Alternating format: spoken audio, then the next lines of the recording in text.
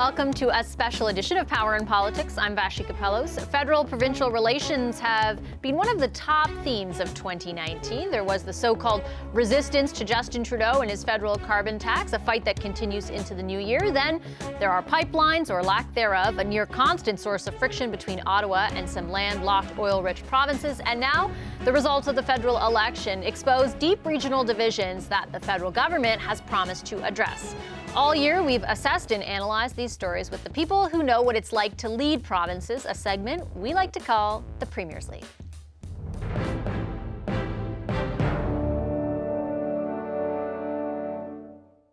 Of course, then, that we convene the Premier's League for a look ahead to what could be some of the biggest political minefields in 2020.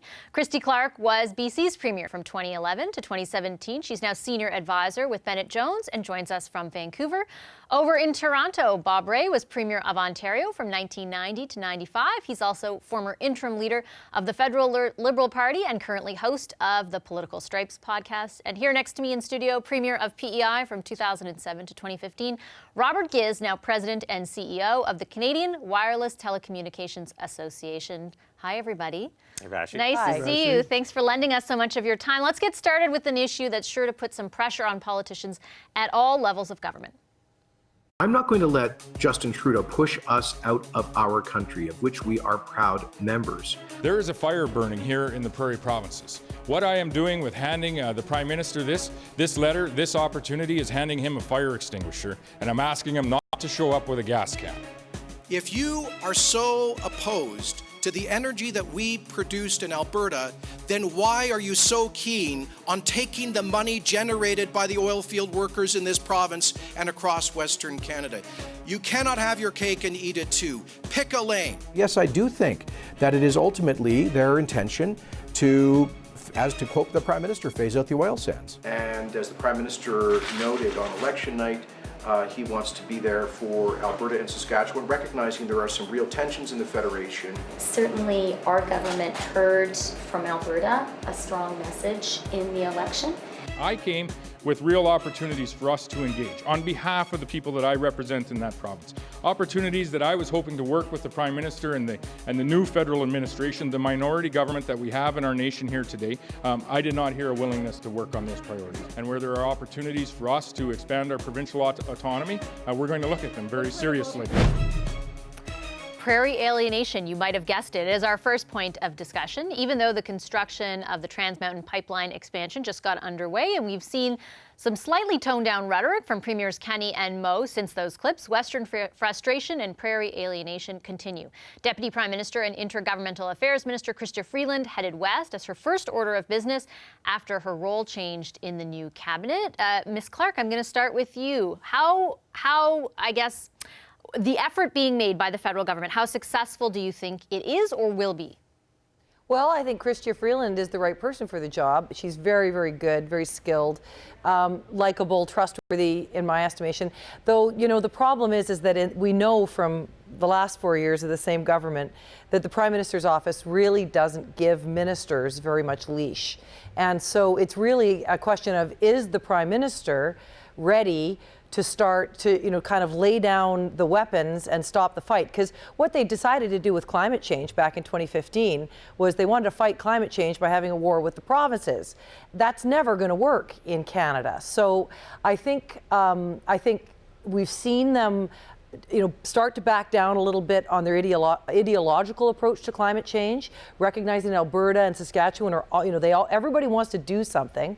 I think that we're starting to see them talk a little bit more, you know, kind of collegially.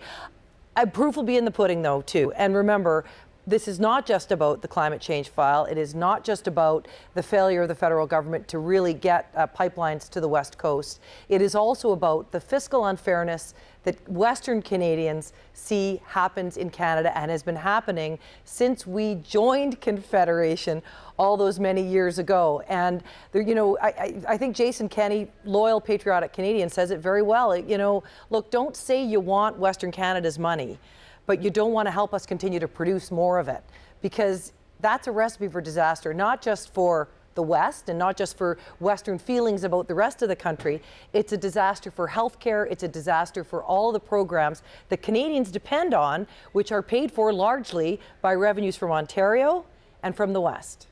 Is that argument, Mr. Ray, do you think resonating at the federal level? And if the federal government is tasked with providing some sort of olive branch or olive branches to provinces that are feeling this way, what should those look like?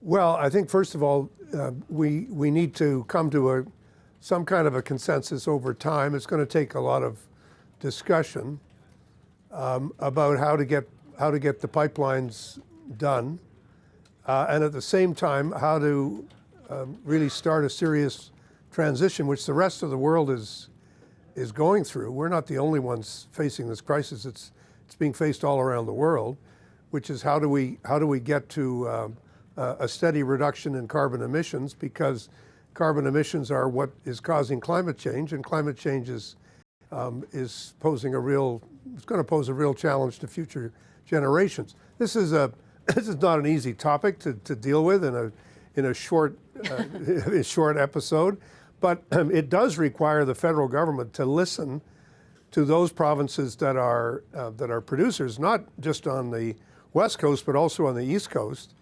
And for everybody to understand that as Canadians, we're not going to miraculously solve the climate change issue on our own.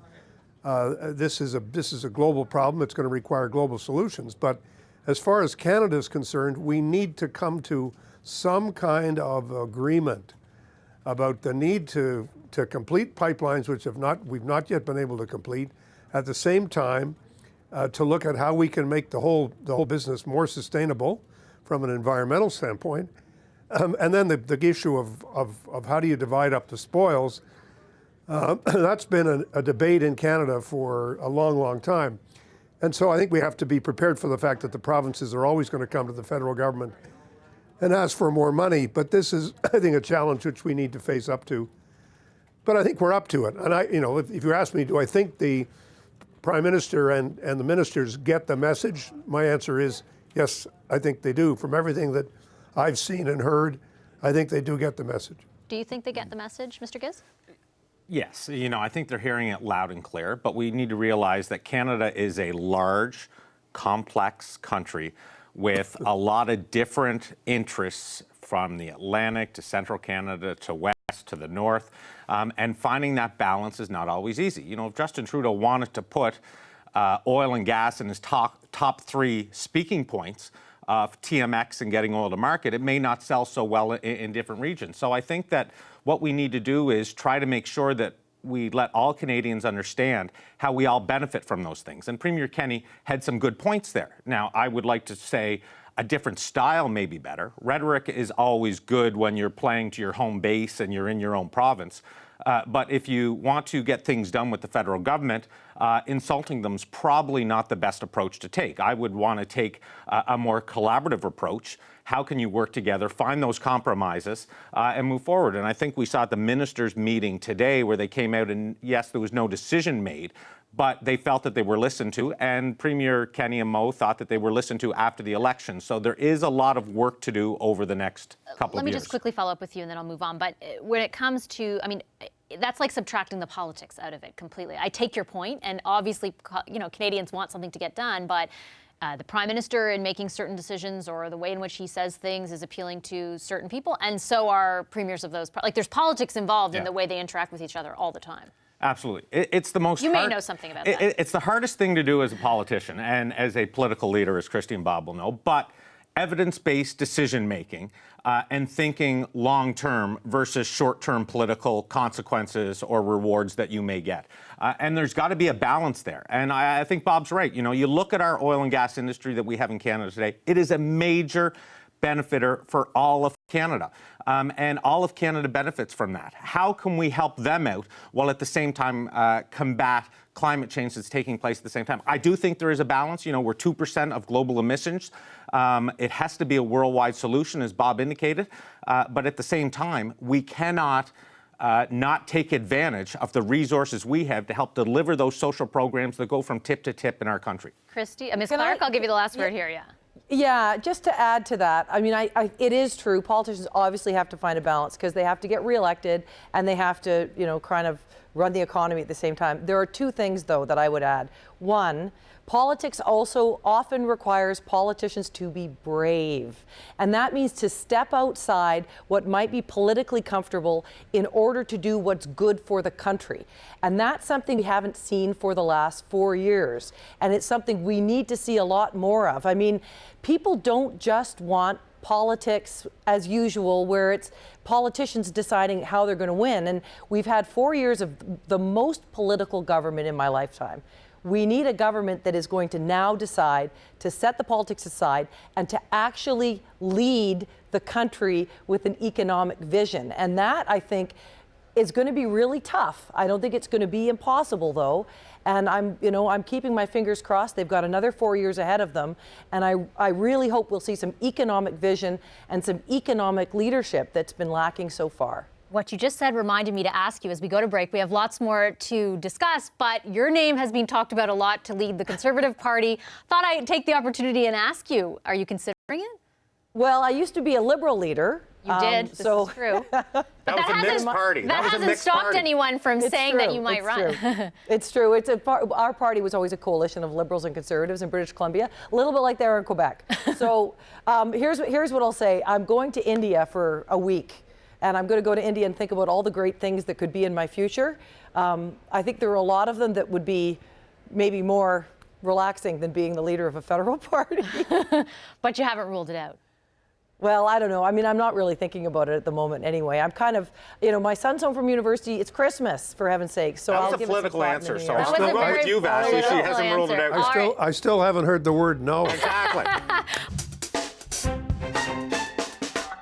Had a decision, a split decision in the province of Saskatchewan recently. We are taking that forward. We're taking that forward to the Supreme Court of Canada. We saw an intervention announcement here this morning in Quebec. Also believes this is an infringement in provincial jurisdiction, of which we also believe the federal government is in an area that isn't theirs to ultimately operate. We decided to go with the Supreme Court to contest the jurisdiction of the federal government. We disagree with the federal government trying to impose his way of taxing carbon. The right thing for us to do is wait and see what the Ontario Appeal Court decides. We can take both of those decisions into account as to whether or not to launch our own separate challenge. This carbon tax, it's not going to be the courts that are going to decide. The people are going to decide when the election's held. I can't, ignore the obvious here. The country has spoken, but the message is clear. I mean, people have voted for a carbon tax, even in New Brunswick. That cover speaks to the power of Photoshop. But if the federal government will listen to the unified voices of premiers from across this beautiful country on economic competitiveness, take steps to make the improvements that we've recommended, they can lessen the resistance remarkably. How to deal with the effects of climate change has been a flashpoint between the federal government and some provinces ever since the Liberals introduced their Pan-Canadian Plan in 2016. The federal plan imposed a backstop on any province that didn't implement its own carbon price starting in 2018. Despite a promise to reimburse money collected to the provinces and territories, the federal government found itself facing legal challenges by Saskatchewan and then later Ontario. Other provinces like Alberta and New Brunswick and even Quebec are questioning federal jurisdiction in this matter. Mr. Ray, I'm going to start with you, and I want to pick up on a point that Ms. Clark made in the last segment, and that is sort of the characterization of initially the federal government being very heavy-handed in the way that it dealt with this issue and less so now. Do you agree with that assessment? I don't think so. I think the key thing is a couple of things. First of all, the Supreme Court of Canada will make an important decision. I don't think by any means it's a slam dunk either way in terms of how the court will look at this issue. I think if the court decides that the federal government has the jurisdiction, then I think there will be some serious discussions between the provinces and the federal government about how to go forward, because everyone will recognize that this is not a legal question anymore. This is now a purely political and economic question, and that's really where the governments can do some horse trading and try to find some answers and some solutions. I think a solution is there. I think on the other hand, if the court says no, there's no jurisdiction, then you're kind of back to square one, because most economists, I think, around the world say, and certainly that's been the position that British Columbia has taken, it's pretty hard to help us in what I call this transition without some kind of pricing mechanism. If you want to reduce consumption in some areas, most people think price plays a role. But I've never been one of those people who says, the goal is a carbon tax. No, the goal is to start to make the transition, to get to a point where we're actually reducing carbon emissions and get to a point where we're actually beginning to play our part in this world effort to get to net zero by 2050. I think it's doable, but I think if the Supreme Court of Canada rules against the federal government, I think it'll be a major defeat for the government because they've put so much effort into this pricing issue. And if in fact that's not what happens, then we're going to have to look at other mechanisms, other ways of getting us to a better point.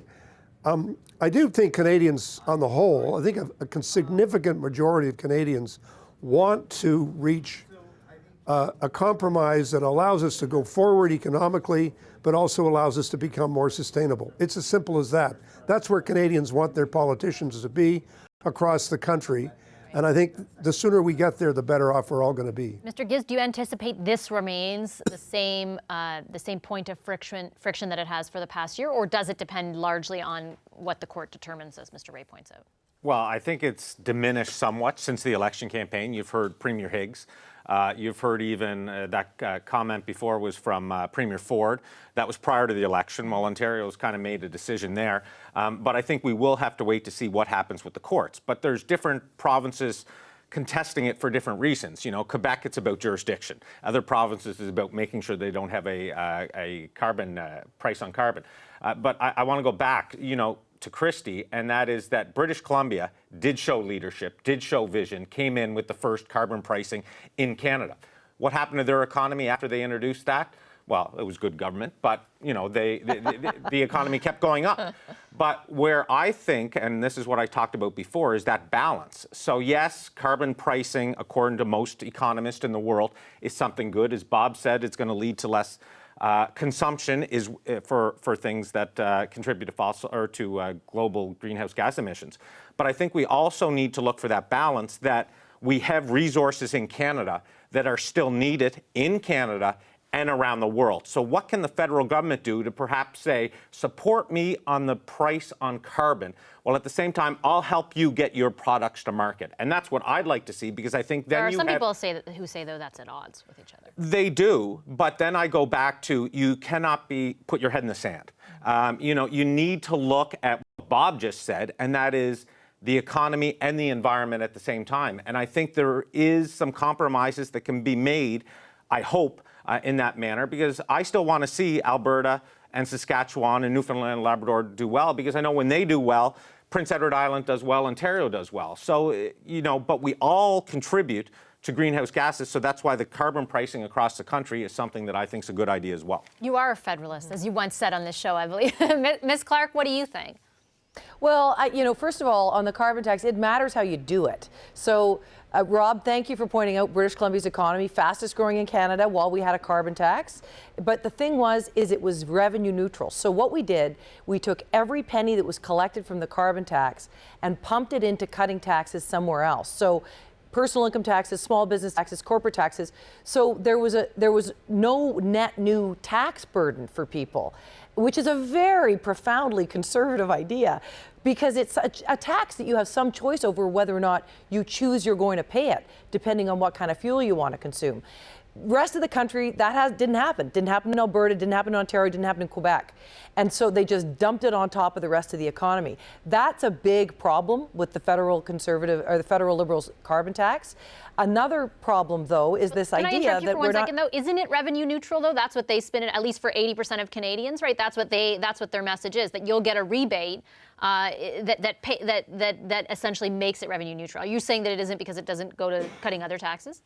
Well, it's kind of revenue neutral, but remember, this is their temporary solution. They're in Ontario or in Quebec and Alberta and other provinces that already had it.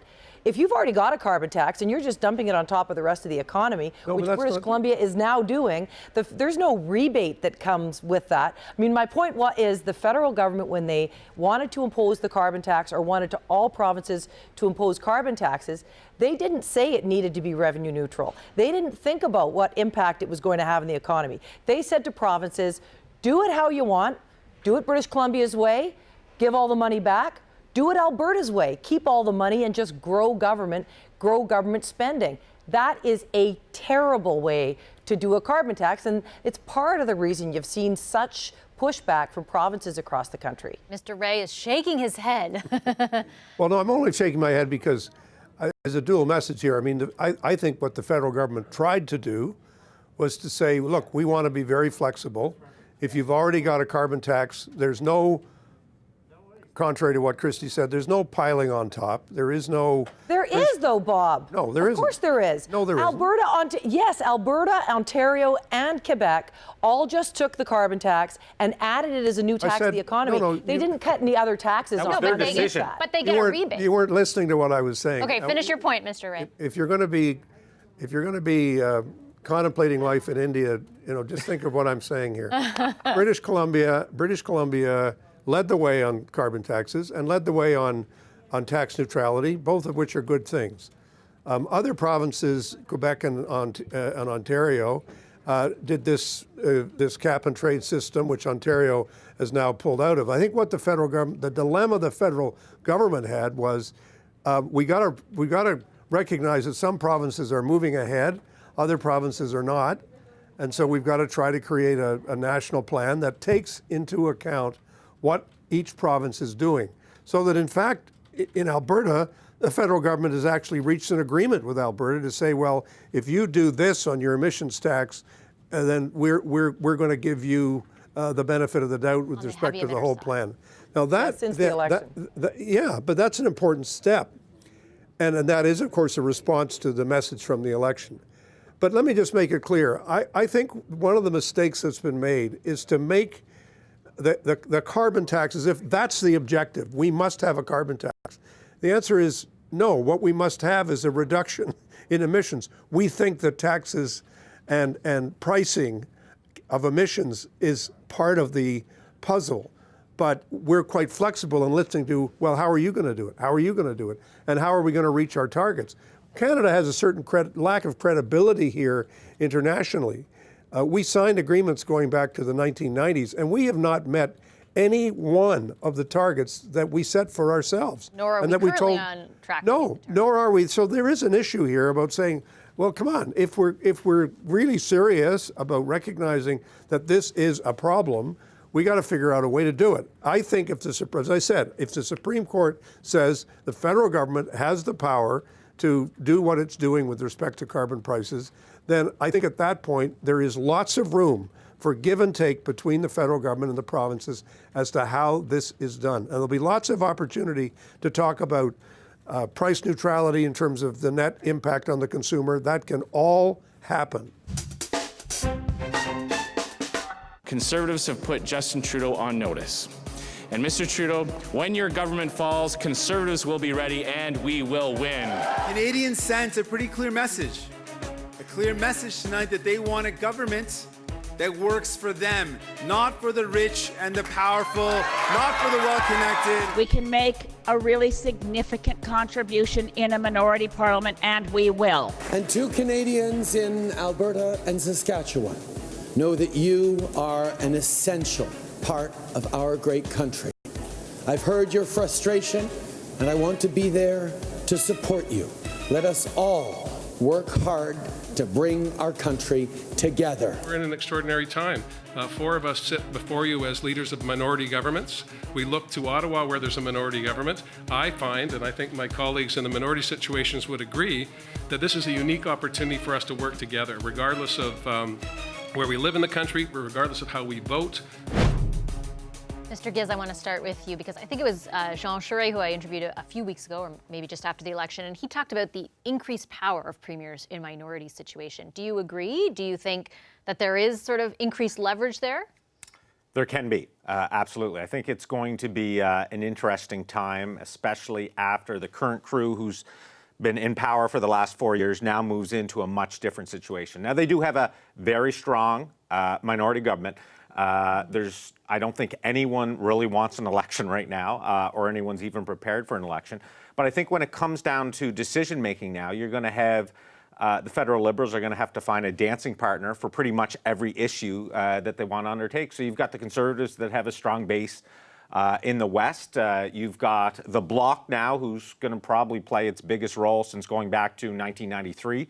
And I think that it's going to be up to the federal Liberals to be able to find a way to make decisions on a piecemeal effort while collaborating with those other parties. And they can help do that by getting different premiers on side on issues that will have some say or some leeway within those specific federal parties. I don't think there's going to be as many things that are going to happen as people think. You know, we saw yesterday a $20 billion deficit. We know the Conservatives are basically the polar opposite of what the NDP are. So, you know, while there's going to be some big debates around pharmacare and different things like that, I think you're going to see things watered down to a certain extent. There's going to be a lot of compromises, and it's going to be a very interesting 2 to 3 years. I'm That's going your to guess. bet? Yeah. That's my guess for now. Ms. Clark, how do you think the minority mandate potentially impacts the relationship of the federal government with premiers?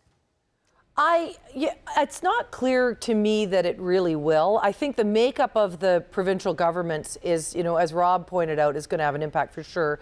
Having a you know, kind of a sovereigntist government in Quebec, having a kind of actually a fairly friendly government in British Columbia. I mean, there's a lot of overlap ideologically between the New Democrats here and the federal Liberals in Ottawa. But you know, what we see in the prairies too, lots of angry premiers. I would say very strong minority government for the federal Liberals. The NDP don't want to topple this anytime soon. So I think you're going to see them in pretty good shape. I think, though, they are going to, and I understand from talking to, you know, some of their members, they are not treating this as though it's a majority government. They are treating this as though it's all campaign, all the time. And that means, sadly, at a time when I really, as I said, think we need leadership and visionary, bold, brave decisions by our federal government, I think we're going to instead get a much more political government even than we had for the last 4 years. And that's a very, very, they set a high bar for partisanship in the last 4 years. It'll be a shame to see them, you know, if that's the path they have to travel down again. Aren't potentially all minority governments, though, Mr. Ray, inherently extra political? I mean, isn't the possibility of an election always something on the forefront, or is this case, should it or could it be a bit different given what Ms. Clark and Mr. Giz outlined as you know, a very strong minority? Well, I think what we talked about in the first half of the program is important to bring into this discussion. The fact is that a lot of the issues that we face as a country now do affect the federation. They are issues about federalism. They're about how do we make this country work better. And it's important for everybody to understand that we are a federal country, which means the provinces have real jurisdiction and they have real power and they have real responsibilities. And this has to be borne in mind, and particularly as we're going through some of these issues around resources, which are for the most part owned by the provinces. We're looking at interprovincial pipelines, which affect how we go. We're looking at Indigenous issues, which touch obviously the federal jurisdiction, but also affect the provinces in terms of how things actually get done on the ground. We're looking at money in terms of how things are shared. We're looking at taxes and transfer payments. You can't bring in a program like pharmacare without the participation of the provinces. It's an illusion to think that you can just introduce a new holus bolus federal program and that the provinces will all line up and say, yes, what a wonderful idea. That isn't going to happen, and you need to come to grips with that.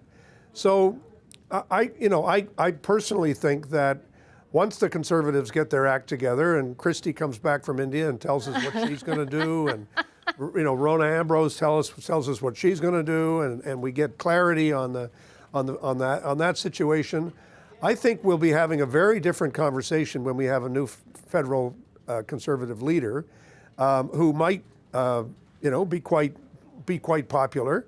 And who might have a basis for trying to talk to the premiers and talk about this question where, you know, how are we going to actually make the federation work more effectively? And that will, I think, create a discussion point for the country. Right now, I don't think anybody's predicting that the government's going to collapse. You know, it's interesting. Alan Blakeney used to say to me, he said, you know, the best politics is the best policy, and the best policy is the best politics.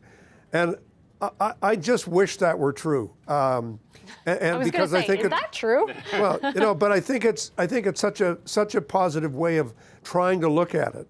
I think there is too much partisanship in politics. I think there is too much messaging. I think there is too much, you know, constant, you know, trying to send out a message today. We're almost in a kind of post-truth era globally when it comes to politics and political messaging, and that troubles me a lot as a citizen. It really bothers me that we're at this stage in the political dialogue. I hope the federal government can rise above it, and I hope that the provinces can too.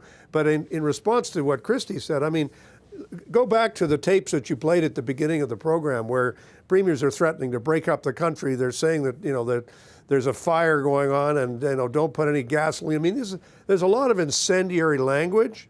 It would be great if you could just lower the temperature a bit, just kind of get at some of these issues. The past few weeks. And I think we're beginning to see that, and that's a very positive thing.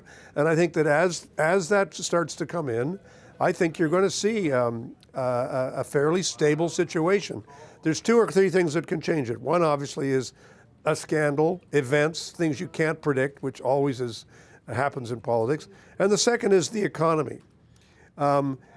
If the economy stays reasonably strong, as the federal government is predicting, then, you know, there won't be as much pressure on all governments. But once the economy starts to really show signs of pressure, as it is in some provinces and as it is affecting some provincial governments, it can have a real impact on the federal government and on the stability of the federal government.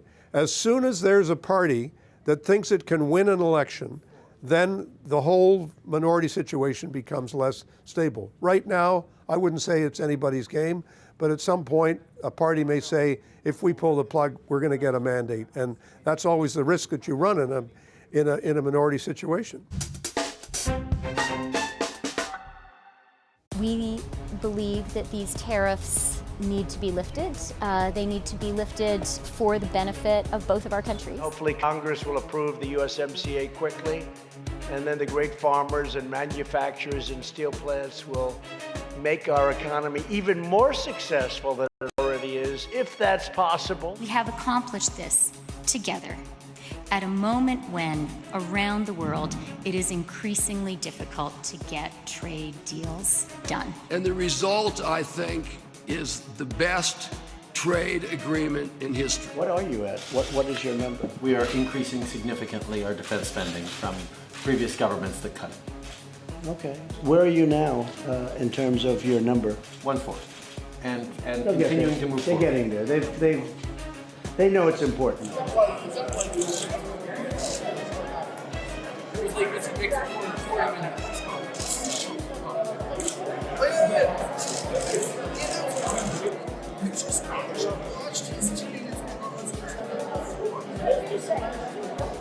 Well, he's two-faced.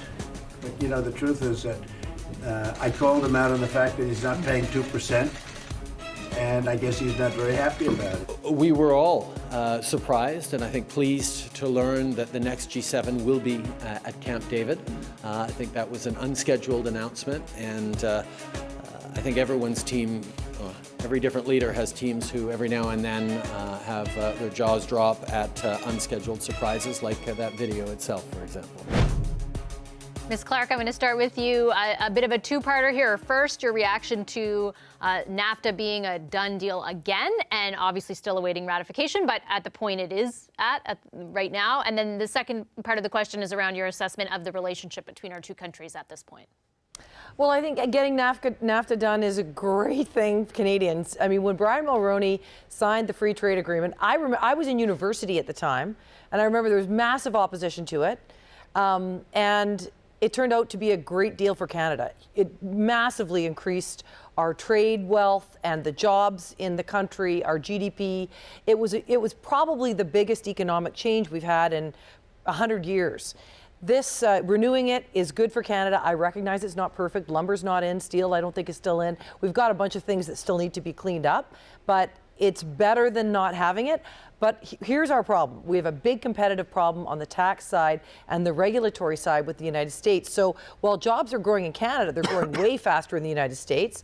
While we see some, economic growth happening here, we see the American economy growing faster as well. So we have to be thinking about competitiveness on the regulatory and tax side, not just about NAFTA. And in terms of the relationship between the two countries, I'm going to say I just think it's very hard for any leader of any country to try and figure out where the American system is at right now. President Trump, the Senate, the Congress, the Democratic primaries, it's really difficult to have any kind of predictable relationship with the Americans.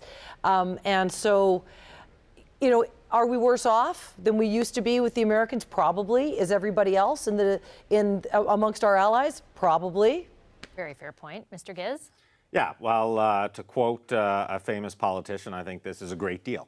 I'm glad we got a deal done on this. I predicted a number of years ago that we would. It would take some growing pains, but we would get there. And I agree with Christie's assessment. And when we talked about bold leadership and evidence-based decision-making, you look back to the Brown-Mulroney years where I think there was actually a lot done back in those times, and Bob had the experience of working with Mr. Mulroney back then, but free trade is something that is extremely important for all of Canada. The U.S. is our largest trading partner. We need to have these deals done. It helps grow the economy, create jobs.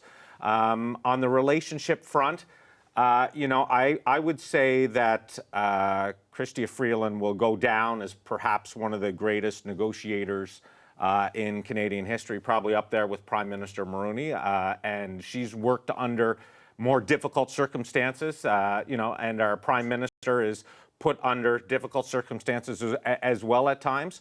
But who knows what's going to happen after the next election in the U.S. But I think when you look at the cards that we were dealt, they were not great cards, but we came out with a winning hand. Mr. Ray? Yeah, I think the key problem now is going to be how do we deal with the various protectionist crises that we have from time to time. It's the unpredictability of the administration of the agreement that's a problem. If somebody wakes up on the wrong side of the bed on any issue, you don't know whether you're going to get hit or you're not going to get hit. It's very unpredictable. But I think the government, frankly, has done a remarkable job at managing what is a very challenging relationship at the moment. But it's also a very important relationship for us. And yeah, there's economic realities. We constantly have to recognize the competitive challenges that we face around the world, not just with the Americans. But I do think the government deserves some considerable credit for having managed this relationship so well. This has been a hugely difficult file for any government, and they have done well with it. And I think it's important for Canadians to take a moment and just reflect on that. Ms. Clark, I have just a minute left. Your thoughts on the significance of the relationship for provinces as well, because provinces had a real vested interest in these negotiations. Yeah, well, I think the federal government, and Prime Minister Harper started this. He got we were consulting as part of the CETA deal that they did with the Europeans. And there's been a lot of consultation, I understand, around NAFTA as well with provinces, which I think is really good ultimately for us. Unfortunately, though, for British Columbia, lumber is still outside the NAFTA deal. And while we don't necessarily want it in, it's a huge part of many provinces' economy out in the east and in the west.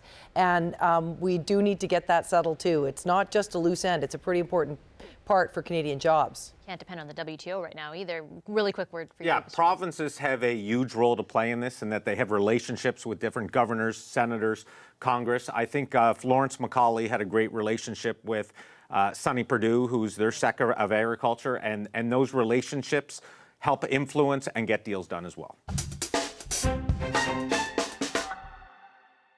Before I let you all go peacefully into 2020, I'm hoping that you might be willing to share your political New Year's resolutions. It can either be for you, Mr. Giz, or someone else you'd like to see. What is it? I'm going to go quickly and add some in here. I would like to see all governments in Canada make evidence-based decisions. I know we've that's a got barn burner. a lot of minority exciting. parliaments and stuff, but I want to see that. For myself, I need more time on the treadmill. I'm running the Ottawa half marathon against my wife, and a win for me is to finish You within... mean with your wife? Yes. Well, against my wife. A win for me is to finish within 15 minutes of her. And finally, my last resolution is kind of a wish. Bob Rae's gone NDP. He's gone Liberal. There's 2 leaderships open now. I want him to choose between running for the Green or the Conservative leadership in 2020. Mr. Rae, over to you. Your resolutions. Well, like every other Canadian, I'm going to eat less and exercise more. But I am going to try to do something which I find has actually become harder for me, and that is to actually think more slowly and read. I find that the amount of info coming at me on Twitter and every other form of social media makes it hard to keep focused. So I'm going to just try to slow down a little bit and. I like and that. no, I'm not running for the leader of any Okay, political so you're party not at the the next Green Party leader. Got it. No, I'm good. I know this is going to cause massive disappointment. It will. in Okay. both those parties, but Ms. Clark. that ain't going to happen. Speaking of, Ms. Clark, your resolutions. Mine, I chair an organization called Roots of Empathy. It was founded in Toronto. It's the only place in the world where we have scientifically proven ability to stop and reduce bullying amongst human beings. My goal is to double the amount of fundraising for Roots of Empathy so we can double the number of children around the world who learn about kindness and how not to be a bully in classrooms. Because I want to live in a society that is more civil, that is more kind. I want to see workplaces where people support each other, where women and men and people of all backgrounds are not just tolerated, are welcomed and accepted. And that's where kindness lets us begin. All right. Well, that's a good one. Thanks, everyone. Great message. Thanks Thank so you. much to our Thank former you. premiers this Cheers. evening, Christy Bye-bye. Clark, Happy Bob holidays. Rae, and Thank you. Robert Gibbs. Happy holidays to all of you, and thanks for being so generous with your time. It's been an excellent year with the premiers on Power and Politics. Happy 2020 to all of you. Thank you. Hi, I'm Vashi Capellos, host of Power in Politics. See more of our show by subscribing to the CBC News channel or click the link for another video.